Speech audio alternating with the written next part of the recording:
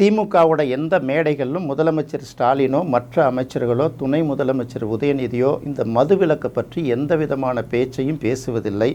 மாறாக அதிமுக பொதுச் செயலாளர் எடப்பாடியை எந்த அளவுக்கு தரம் தாழ்ந்து விமர்சனம் பண்ணுறதுங்கிறதுல மட்டுமே தான் கவனம் செலுத்துகிறாங்க. இன்னொரு பக்கம் பார்க்கும்போது அதிமுக பொதுச் செயலாளர் எடப்பாடி பழனிசாமி அதிமுக ஆட்சிக்கு வந்தால் முழுமையான மதுவிலக்கு நடைமுறைப்படுத்தப்படுமா அல்லது படிப்படியான மதுவிலக்கு நடைமுறைப்படுத்தப்படுமாங்கிறத தெளிவாக அவரும் உறுதிமொழியாக சொல்லலை.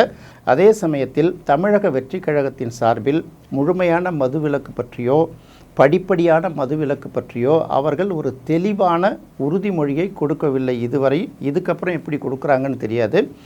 நான்காவதாக பார்க்கும்போது 4 முனை போட்டிகளில் ஒரு இடத்துல இருக்கக்கூடிய நாம் தமிழர் கட்சியை சேர்ந்த சீமானும் சரி அவர்களுடைய தொண்டர்களும் சரி முழுமையான மதுவிலக்குங்கிறத மேடை தோறும் கடுமையாக பிரச்சாரம் சொல்லிகிட்டு இருக்காங்க. இது இப்போ மட்டும் இல்லை, அந்த கட்சி தொடங்கப்பட்ட காலத்திலேருந்து அந்த கொள்கையில் அவங்க மட்டும் தெளிவாக இருக்காங்க.